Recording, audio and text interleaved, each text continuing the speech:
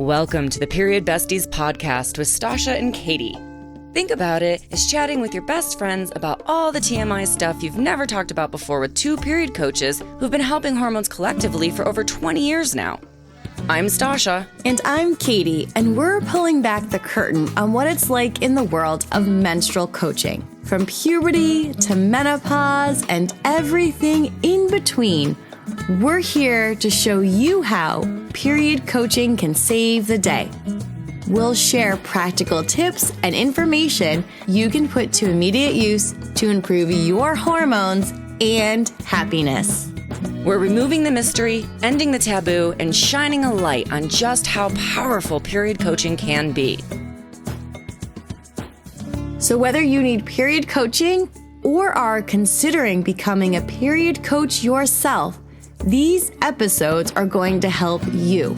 We'll share stories, coach live on air, and bring smart, savvy guests to share their wisdom too. Let's start today's episode. Hello, Period Besties. Stasha here, jumping on just before we talk. Katie's actually going to interview me for today. We're doing an endometriosis awareness month special, and I have endometriosis. So I will talk all about that in the interview, but I just wanted to start off with endometriosis is considered one of the most painful diseases in the world. It's, if you Google NHS, top 20 painful, it will come right up for you. I, luckily enough, irony, have 4 conditions on that top 20 list: endometriosis, arthritis, migraines, and frozen shoulder.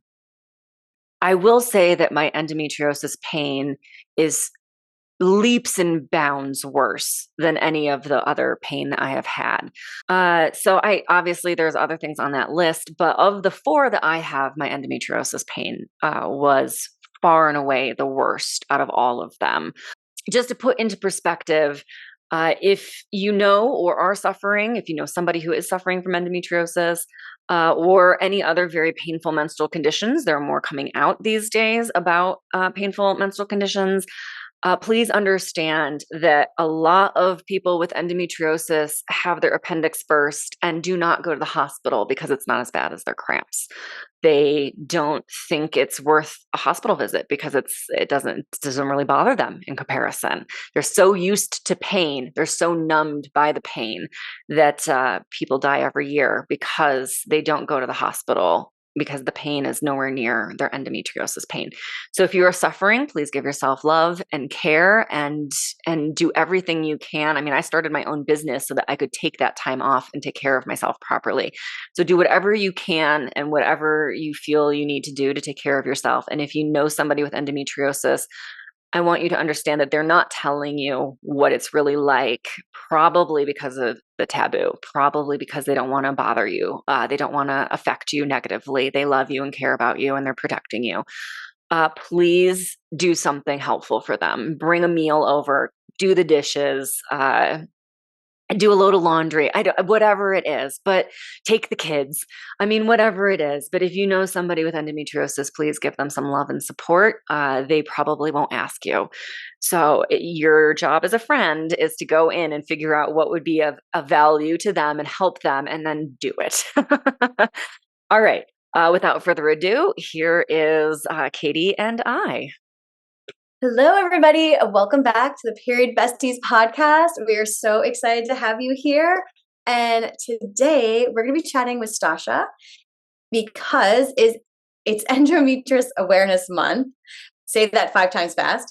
And Stasha has endometriosis, and I always think it's so important to hear her story and for her to share it with all of us because she has been through it all, starting with her very first period. And she has really navigated this experience in such an incredible, graceful way because I know that you're in a lot of pain. Like, I know you need to take breaks. And I think it's really incredible to watch somebody fully step in and take care of their health the way that you do. I know you don't necessarily have the choice, but a lot of people would push through that. And I think it's really amazing for you to share and really just share like your story with us because it's one that is more common than people think. So maybe we start at your first period and walk us through kind of that experience and that realization and then that like, oh shit moment. Like this is going to be something that I need to navigate. Yeah. Well, Endometriosis Awareness Month is also quite a hashtag to try and post. So it's a big one for sure. And I should preface this with I haven't had the exploratory surgery to confirm endometriosis. However, my mom and my aunt both have had it. It's passed down through the matriarchal line, and I have sat on so many boards and panels with doctors who are like, "You know, you have endometriosis, right?" And then I was like, I haven't been diagnosed. And they're like, I mean, you have endometriosis. And I was like, okay, great, thanks. So it took me a while to even be confident in saying that, because when I did get my first period, which I'm going to say, I don't really remember exactly my first period, but I do remember that I just had pain like right out of the gates. And I feel like a lot of my high school years are sort of like memory blocked. I have Mm. flashes where I'm like, I remember passing out in English class. Like I distinctly remember the room and I remember sitting there and I remember breaking out into a hot, cold sweat, you know, like you're really hot, but you're really cold and you're sweating and you're like, oh my God, I'm dying. And I just went under. Like I remember slumping a bit in my chair and then I woke up in the nurse's office. Like I don't know how I got there. That's Um, scary. yeah, I also had a moment like that in front of my locker where I just went down like a ton of bricks, just passed out.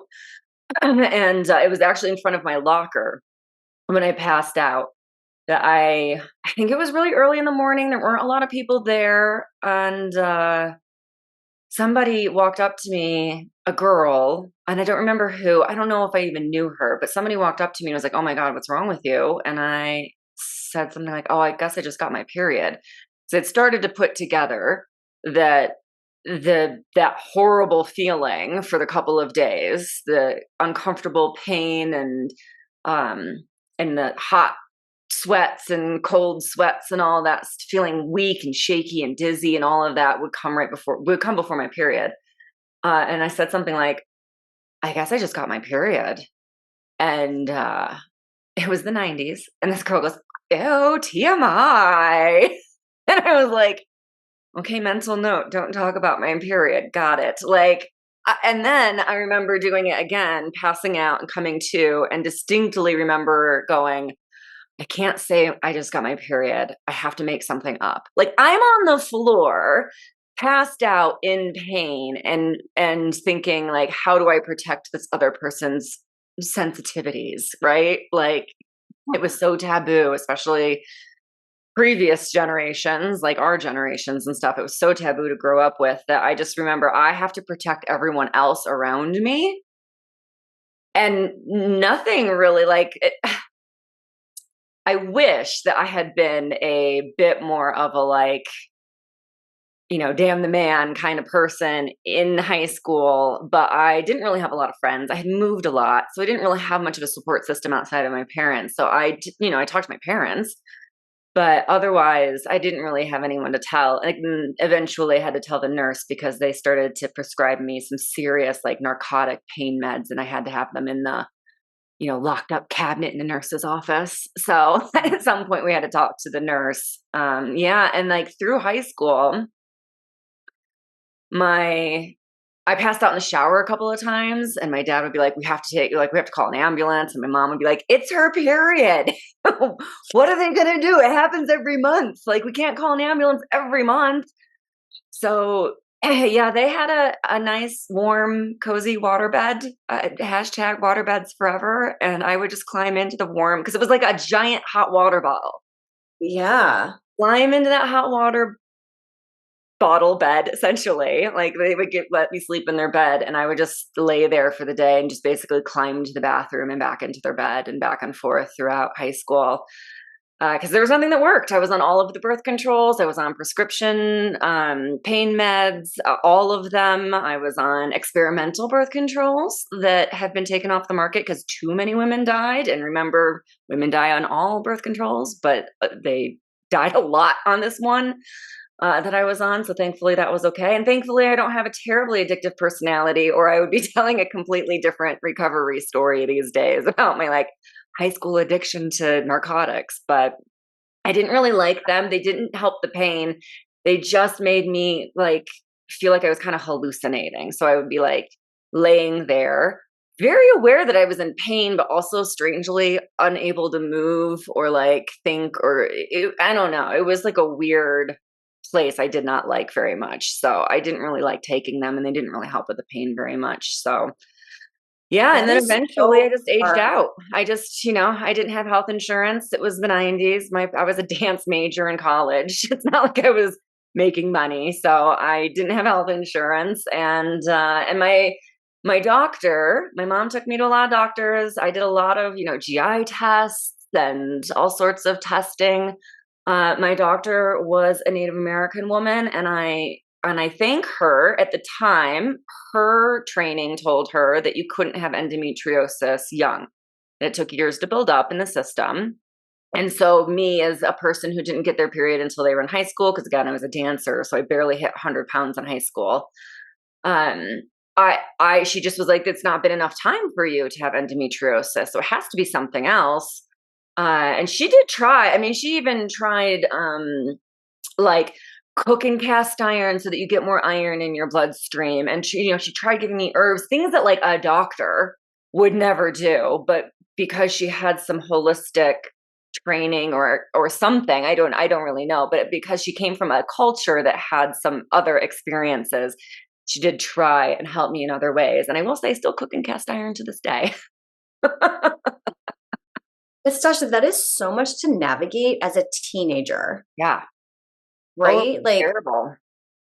that's a lot. Like how, and then becoming an adult, not having health insurance, like how did you kind of navigate like, well, what I guess what I'm eventually want to get to is because you call yourself a period coach, right? So how did you go from like not wanting to tell that girl in high school that you got your period to stepping into, that's a story in itself, right? Just like stepping into that power.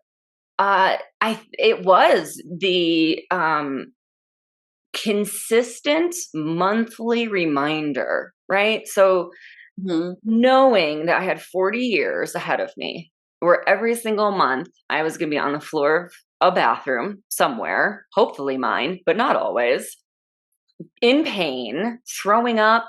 I mean, I should say, like, this episode has a trigger warning for lots of things. Think of the worst food poisoning you've ever had, where you're not sure what end to put over the toilet. So you've got a bucket in front of you, you're on the toilet, you're like it's just everything, right? Coming, and you've got your period, so you're hemorrhaging. Especially Yeah. then, I had a really heavy period then too. So it was a thing of endometriosis. So it was like, oh my God, I have to spend a week every month, a quarter of my life in the bathroom in absolute misery, not to mention the lead up time where I was just exhausted and shaky and faint and crampy and in pain. And then the recovery time, because you can't throw up for 3 days and evacuate your entire body and then come back day 4 and be like, all right, I'm good, let's go. Like you have to climb off the floor, hold down some water, hold down some like ginger ale, and then maybe hold down a saltine or a rice cake. Like you have to work your way back into food. It takes a full day just to be able to eat solid food again, and then you have to recover. So I was like, Yeah. this is not good. So at the time I did stuff like trade shifts with people that had Vicodin prescriptions so that I could work, sort of. I mean, I would still have to run to the bathroom and throw up at work. And I did not hold down many jobs more than a year. I was not a great employee. I mean, what are you going to, I was a dancer, I was a bartender, I was a fitness instructor. Nothing was sitting at a desk. I never had a desk job. So I never, there was never like, oh, let me just sit with my heat pad. I had to be, behind a bar, running around, hauling kegs or on stage performing. So yeah, I did a lot of trading, legal things, trading shifts for pain meds and started reading things. So Deepak Chopra's first book came out in the early aughts. And it was Ayurvedic look at medicine and the different types of bodies. And I was like, oh, okay, I know what I am. That's helpful. And like the foods that are good for them and that kind of thing. So I started having a play with that. I read a lot about herbs and foods that were better for, like, I started looking into women specific research, like what are herbs that are good for women, what are herbs that are good for the menstrual cycle, what are foods that are good for the menstrual cycle. So I really started looking at all that stuff. What year was this though? This had to be the early aughts, because this was when I was in New York City, in Brooklyn specifically, and in Park Slope at the time, which is I now a stroller capital, but it was not at the time. Like you could buy heroin out of the local pizza shop when I lived there. Not that I did that, but you could. I was just told, don't go into that unless you want to score real drugs. And I was like, no, I'm good. Thanks. I don't need real drugs. So yeah, it was not what it is now, but so it had to be like 2001, 2002, somewhere in there. Maybe 2003 that I started sort of looking at this stuff. And then I think Depop's book came out maybe 2004-ish, somewhere in the mid-aughts. Yeah. Well, I'm asking you because you were ahead of what was actually happening. Yeah. Like there's very limited research now Yeah. on women's health. So you were doing this, everybody listening, this was back in 2001, 2002, where you were really diving in and reading things that most people weren't aware of yet. Yeah. Still, there were like, 2 books. There was not a lot going on at the time. So it was crazy pants. But I tried, and there were some things. And so I tried, I was like, oh, almonds are really good fiber and fats. So I'm going to start making sure I eat almonds all the time. And I mean, silly little things that really didn't make a difference because that was not the key to dealing with the endo. And I thought endometriosis was a hormonal imbalance because it was a period problem. So what else could it have been? And at the time, I just thought, okay, well, I need to work on getting my hormones back into like their proper alignment. And so I thought, it was just a hormone imbalance. And it turns out it's exacerbated by hormonal imbalance. Like estrogen grows the endo tissue, and progesterone does seem to reduce the growth of the endo tissue. So, knowing that now, I would have had a different approach. But at the time, there was no nothing. I mean, not at all. So, yeah. Well, for people that are listening that might not know what endometriosis is, talk to us a little bit more about that, what you were just talking about, because I think that a lot of people might not be aware or might be dealing with some pain, and no one's even mentioned that to them before. Yeah. So there's a thing that says, endo is 1 in 10, but that's diagnosed. And to be diagnosed, you have to have surgery. So if you're in America and you don't have health insurance, or you don't have health insurance that covers what would be considered an elective surgery for most people, you've not been diagnosed, and that's okay. You know what? It doesn't matter if you get the diagnosis, honestly, if you don't want to, because there's nothing that they can do. Unless you're in such a bad way that you have a doctor who is going to do the surgery, where they go in and actually remove the endo growth. Now, you need to have an actual specialist to do that, because most surgeons don't know what they're looking for and they don't get it all. They leave it behind, and even worse, they spread it. So a lot of women who have, or people with uteruses who give birth and have a C-section and don't know they have endometriosis will sometimes after the C-section be like, my C-section scar is in it, like it hurts.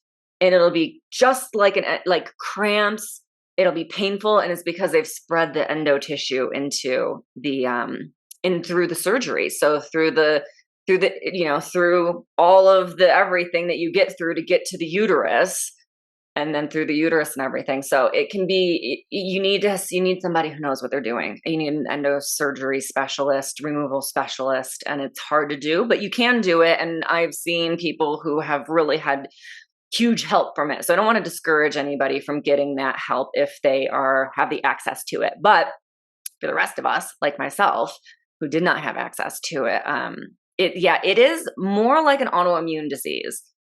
And at my last reading on the subject, they hadn't classified it as an autoimmune disease because it doesn't respond to the autoimmune meds.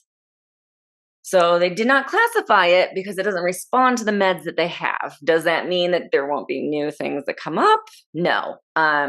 It's also very cancer-like, as in there's something going wrong with the endocannabinoid system, which in cancer, as well as endometriosis, one of the jobs of the endocannabinoid system is to eradicate rogue cells in your body, and it's not doing its job. So there's some, not a lot, but there are some tidbits in cancer research that has come out, especially with cannabis and cancer research, which they're more willing to do.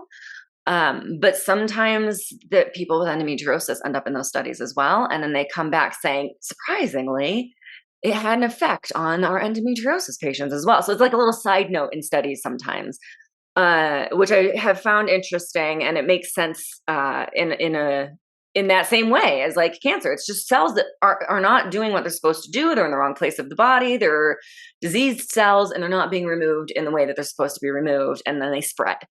They spread based off of hormonal imbalance in part. So the more estrogen you have, the quicker it grows, the more it spreads. The more progesterone you have, the more it reduces the growth and the spread. So, it certainly is affected by hormones, which is why doing hormonal balance stuff helps, but may not flip the switch until you figure out perhaps the autoimmune issue portion, like for me, being gluten-free. Though I know endo people who that did not help at all. But then I wish that they were clients, because I would love to dive in with them more, because I was like, okay, so it might just not be gluten, but maybe it's, but I know clients that had dairy problems, or maybe it's both, or maybe it's, wheat, not gluten, or, there's so many triggers for autoimmune issues. Eggs, soy, those kinds of things. So depending on you and your body, it could be just you're having a huge reaction to one thing, but it takes time, unfortunately, to know if it's that or not. And that's kind of one of the big problems is people are like, okay, well, I'll give up gluten for, this week. And it's like, oh, it's not minimum 30 days to really see any kind of improvement. And I think of it as at least 2 menstrual cycles. Like you have to go through at least one cycle gluten-free, and then a second cycle before you can really, or dairy-free, or, whatever you want to try to help. And one of the other things is sugar promotes growth. We know that about cancer cells. So we know sugar promotes rogue cell growth. So I avoid sugar as much as possible. And we know that caffeine inflames, and it can make the pain worse. And so popping Midol might actually not be a good thing because it contains caffeine, which is good for cramps. But for endometriosis, it can actually make it worse. So it can be helpful for some people. It could be really not for some people. And I would say at this point, if you have endometriosis, you need to look at caffeine as medicine. Don't overdo it. Like if you start taking ibuprofen every day, you have to take more and more and more and more until you have no liver. So you have to judiciously, like I never take pain meds when I'm at home, because then when I'm on the road, if I need to take an ibuprofen, it will help. But if I take ibuprofen every month when I'm at home so that I can push through and be strong and, all the hustle culture crap, then when I'm on the road, an ibuprofen won't help at all. So I think of caffeine as the same way. I don't drink caffeine, but then when I am in need, a decaf will do it for me usually. But what you're really saying is everyone is different, and it shows up very differently. So just because you try one thing and it doesn't work, don't give up. Like let's dive deeper and see what can actually help you. It's not going to solve it. It's not going away, but it can, because I've noticed in the past few years, you really, really taking a more soulful approach, and you have that out of office that comes on when you need to take that break. Like, you're not pushing through. Like, I think that's amazing. Like, I value that in you and what you're doing. Where was I going with that? But experimentation, because it's like you've really taken the time to figure some of these things out. I guess my question is, first of all, amazing that you take that time, because that's so against our culture and that's hard to do. So mad props to you. And then how long did it take from like that first period until when did you kind of like not solve the puzzle, but how long did it take to kind of like navigate and be like, oh, it's the gluten, or, oh, it's this for me? About 20 years. So if I got my period somewhere in high school, I graduated at 17. And it was definitely in high school. It was definitely not my freshman year. So somewhere, I'm guessing between sophomore and junior year is when I think I actually got my period. So probably around 15, I think that's my guesstimate of how old I was when I got my period. I know it was older. I know it was later than everyone else around me. And it was definitely in high school. So I know that. I think it was somewhere in my early 30s that I really started, maybe around 33, 32. Actually, I can tell you, 2012 is when I graduated from the Institute of Integrative Nutrition. So, and that was a year-long program. So it would have been 2011 that I started doing some really serious food experimentation, right? Because when you're going through health coaching school, you try different things. And that's when I tried going gluten-free and sugar-free and preservative-free and all of the things. But I did it with what I had learned over the 20 years about the menstrual cycle and the nutrition needed, because that was not taught in health coaching school. Like, there wasn't really a menstrual cycle course or anything. So hence period coaching school. But I did start doing the stuff that they were talking about in there. And in high school, I tried being vegetarian and I tried being vegan because some people had said that can really help with health. It made it worse, like way worse. To be fair, it was probably substituting meat with gluten, right? You know, like, okay, we'll have veggie pasta instead of a roast and potatoes. So I probably just made it worse because of that. But I also was a lot weaker and a lot more fatigued and a lot more brain fog. And I was like craving red meat. You know, I was like, I will murder somebody for a steak right now, like craving badly. So, yeah, so that was certainly a sign, and that did not work well for me. And it still does not work well for me. But yeah, so in 2011, I started experimenting. It took me about 2 years to try different things and kind of come up with a combination that worked really well for me. And actually, I had been gluten-free for about 6 months when I went to a wedding in like the backwoods of Florida where there was no options of anything. And the wedding meal was mac and cheese and sliders and a salad with croutons on it. And I thought, okay, well, I'm going to have a bad period this month, so I'll just make sure that I take these days off when I get back to LA. I did not anticipate that night swelling up like I was 9 months pregnant, and probably could have started a wildfire if anyone had lit a match around me. I was so gassy. Like, I swelled up. I looked like I was super pregnant. I was in the bathroom all night, just an absolute mess. And I was like, oh, okay, gluten is just not for me ever. This is like a hard line, absolutely not. And in you know, only under dire circumstances, knowing what is going to happen kind of situation. So Yeah, that was the real wake up call. But it was about a year and a half after I started, I think that happened, and then I was like, okay, clearly gluten is a no thing. So sometimes I just generalize and say it took me about 2 years to really admit that gluten was a hard no forever for me. It's hard to because I've been gluten free as well for a long time because I have Hashimoto's, and it was I was like, I feel like I was addicted to gluten. Like all I Oh, wanted to eat was gluten all the time. yeah, it's So tough. yeah, giving up gluten was tough, but I don't miss it. No, So no. it's like it's like just getting over that mental piece of the. It was harder for me to give up caffeine, honestly. I mean, like, Brooklyn, like coffee was I joke that coffee was in my baby bottle. Like, I love coffee, but I had to let it go at a certain point because I realized it was keeping me inflamed and it was making things worse than they needed to be. As much as and it wasn't as drastic as like having gluten, because that, like, even if I have gluten at the beginning of my cycle, by the time I get my period, it's still in my system. So my period is still bad.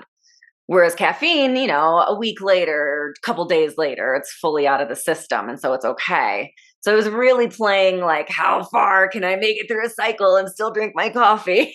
That was the hardest one for me to really let go. Even sugar was easier for me than coffee, but Interesting. I know, let it go. Oh, that's my boy's favorite movie right now. Frozen. Um, so basically, you're saying it took about 20 years. Well, yeah. And I have to admit, in those 20 years, I more than once was like, I'm done with life. I can't do this Mm. anymore. Like, knowing that you have another 30 years of this ahead of you, another 20 years ahead of you. Like, it just got to a point where I was like, I can't do this anymore. I just can't. I'm not physically or mentally or emotionally strong enough to do this anymore. Um, but when you can't hold anything down, it makes it tough to like swallow a bottle of pills. So I did not have the options that I was particularly interested in available to me at the depths of those moments. And then, I would come out of it and be like, okay, I can do this. I can do this. And I would rally for another round of it. But yeah, it's very emotionally draining. It's very physically draining. You're exhausted all of the time. And it's really tough. And, over the years, it gets harder and harder and harder. So it's like 40 years sounds daunting, but you have more energy when you're, a teen and in your 20s. And you're like, but I bounce back and it's all right. And I can do this. I can handle it. Like, I can make it. Um, but in your, you get to your 30s and you're like, oh gosh, I have 20 more years of this. This is getting harder to bounce back from.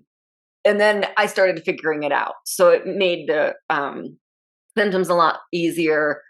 And actually, I should say, even in college, I had a trans roommate who showed me the Keeper, which was the only menstrual cup made of natural rubber back in the 90s and early aughts. I think this was the 90s, like 99, maybe 98, 99.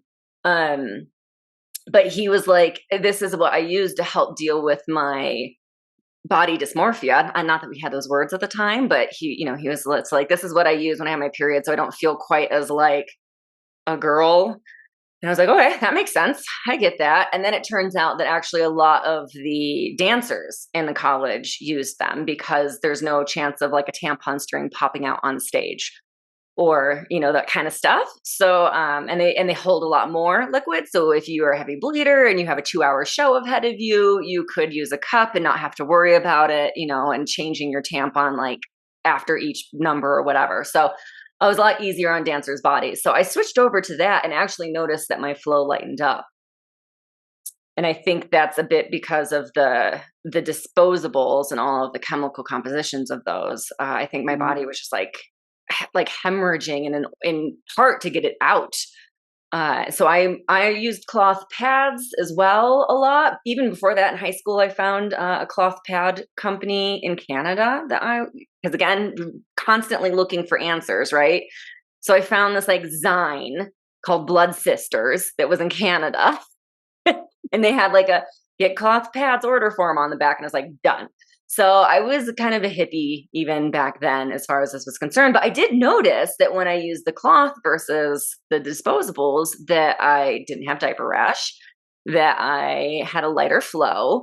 And so I kind of stuck with the more eco-friendly now, but at the time, just the, kind of hippie options as they were more referred to at the time. So I did notice that it lightened up. And then over the years of doing that, I noticed that my flow lightened up. So one of the hallmarks of endometriosis is having really heavy periods, lots of clots and those kinds of things. And while I still have clots, they're very small,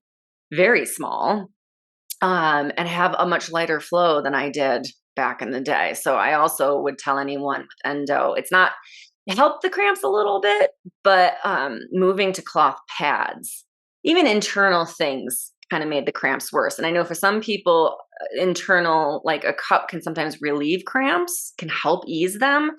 For me, it made it worse. So I stuck to cloth pads, but now they have bamboo, which is amazingly absorbent and soft and lovely and super eco-friendly. And even the period underwear, they're making bamboo ones.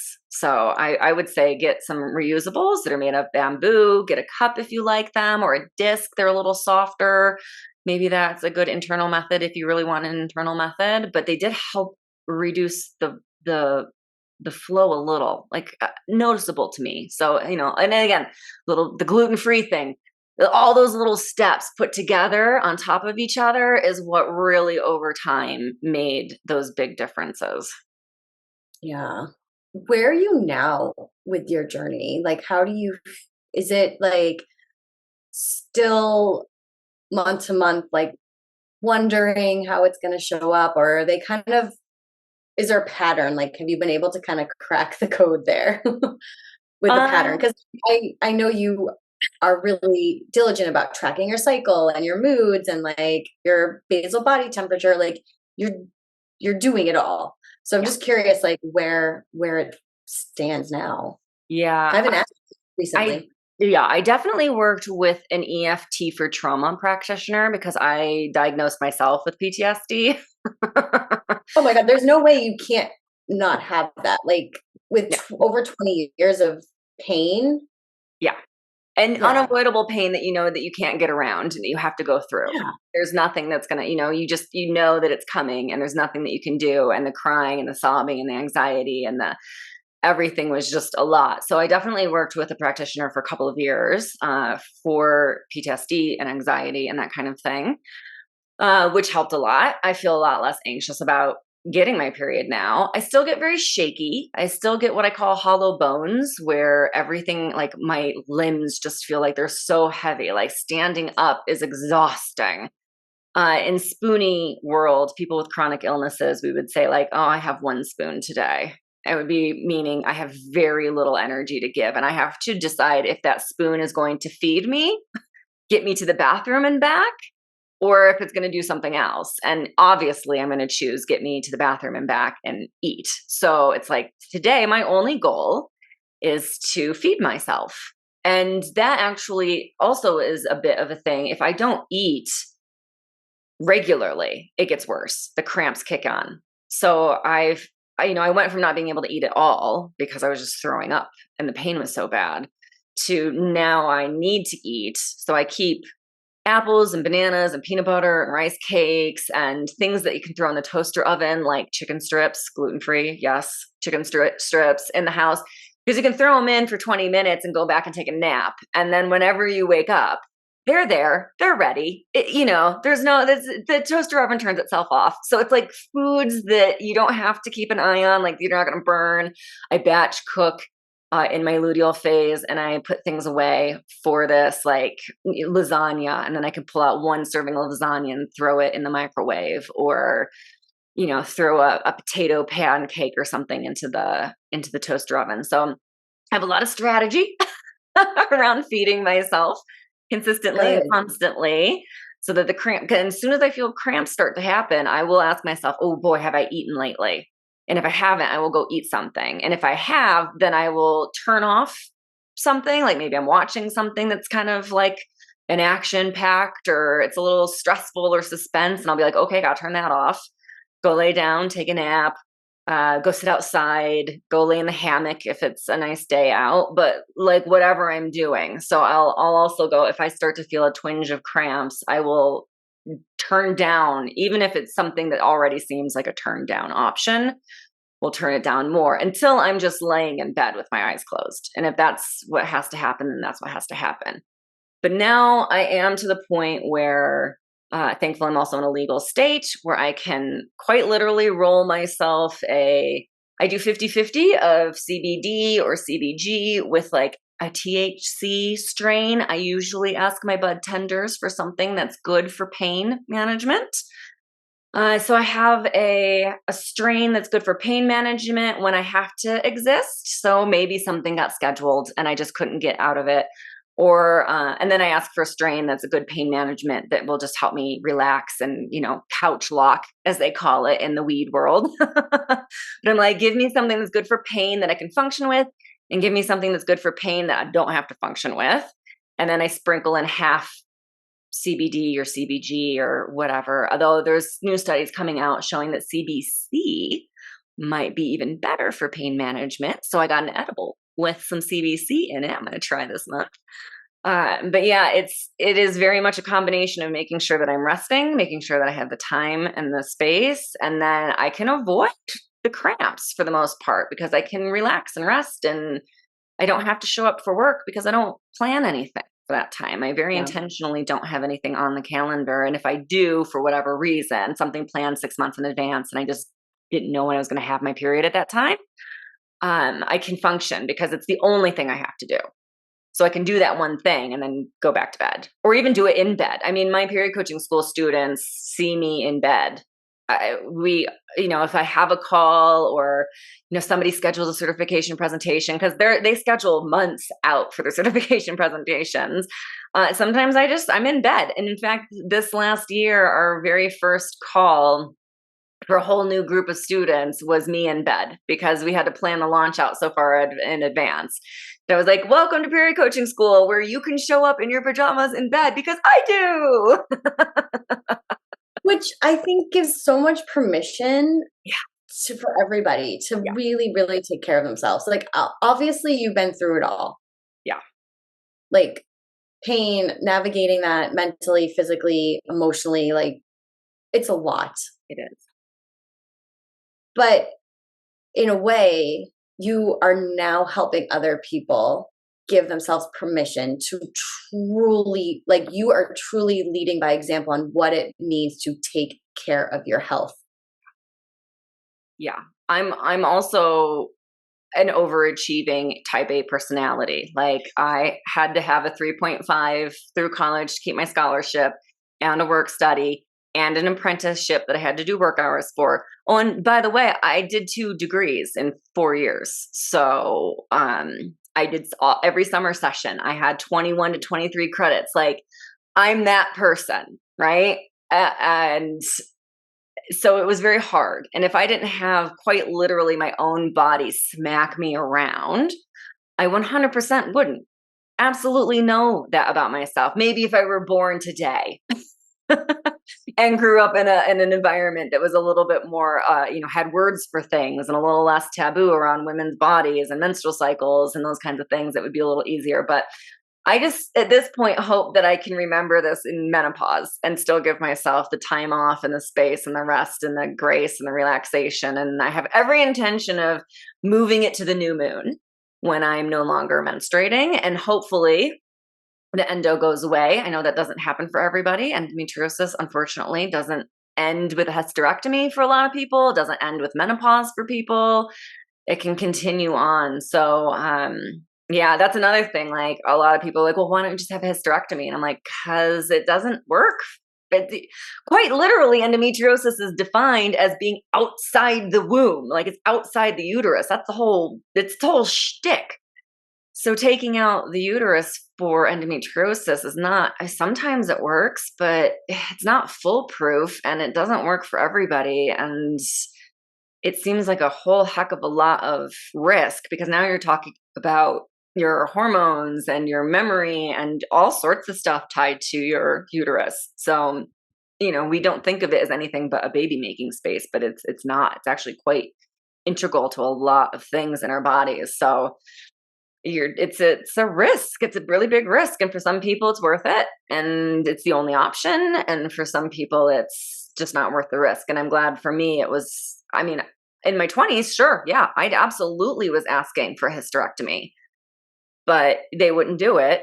And then I didn't have health, well, 20s. In my like teens, I was asking for a hysterectomy when I still had health insurance and could go to a doctor. But then I didn't have a doctor for 20 years. So did I want one? Yes. But could I get one? No. So Man. And that is a big conversation for another day. the whole thing.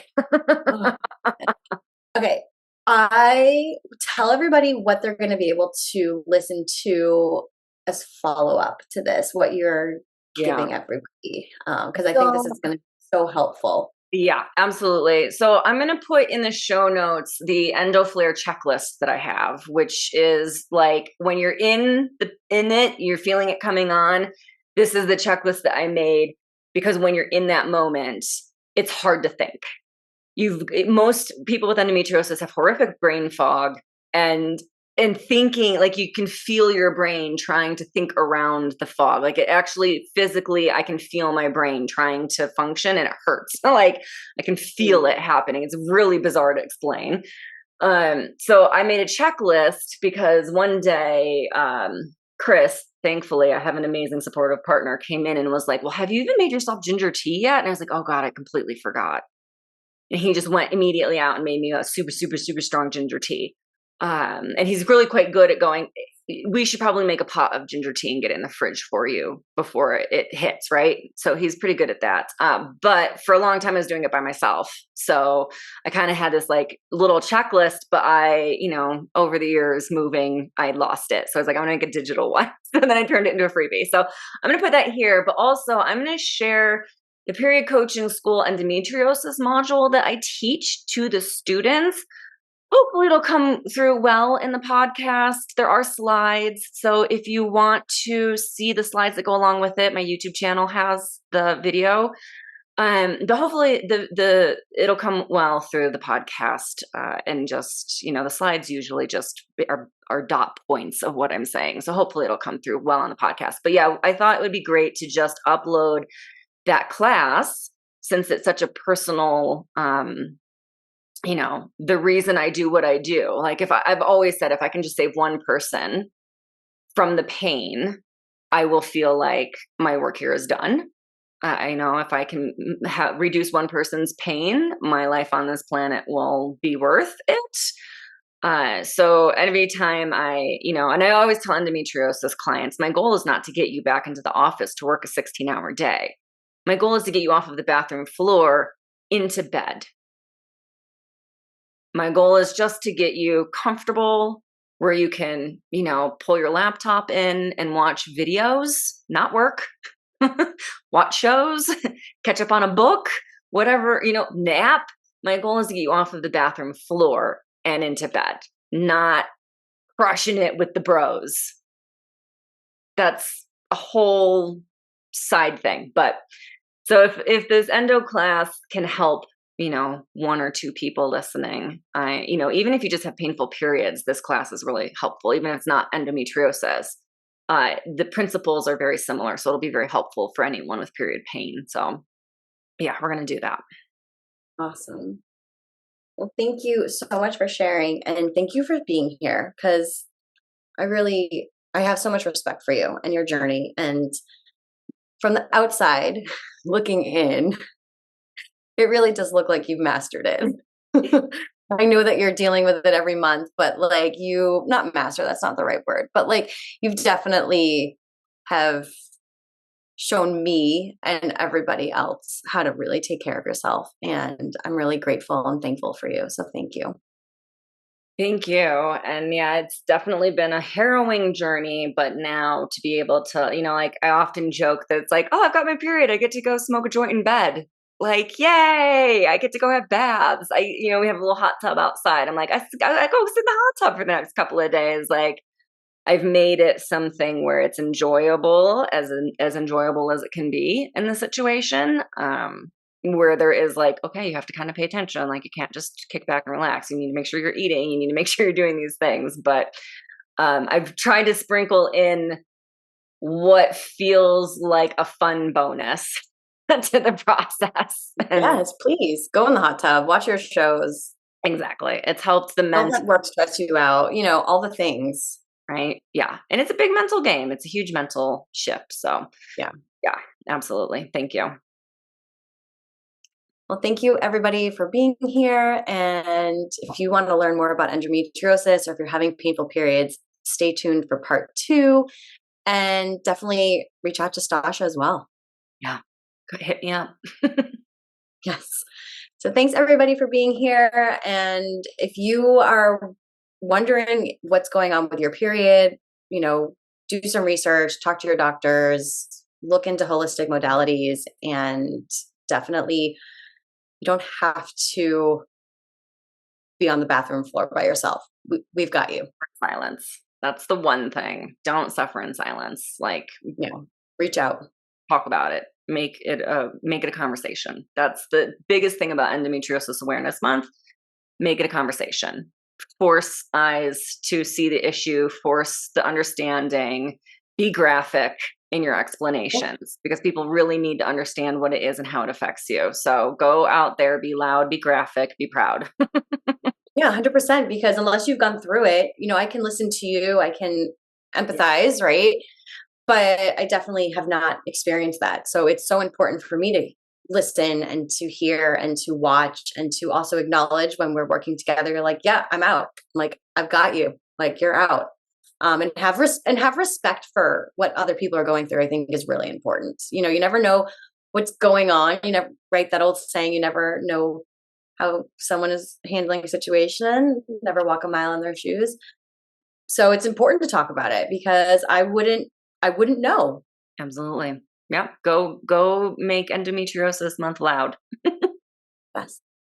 Awesome. Well, thank you, everybody. And we'll see you soon for our next episode. A big shout out and thank you to our sponsors for today's episode, Period Coaching School and Katie Bressack Wellness. Thanks to you, our favorite bestie, for listening to the Period Besties podcast, where no topic is TMI. And of course, share this episode with your besties. Remember to leave us a 5-star review, nothing less than the best for us besties, and subscribe wherever you listen to podcasts. You can follow us on Instagram at Stasha Washburn and at Katie Bressack, or email us at periodbestiespodcast@gmail.com. Check out more about us at katiebressack.com and periodcoachingschool.com. And of course, check the show notes for free goodies and extras that support this episode. We'll see you on the next episode. Bye for now, besties.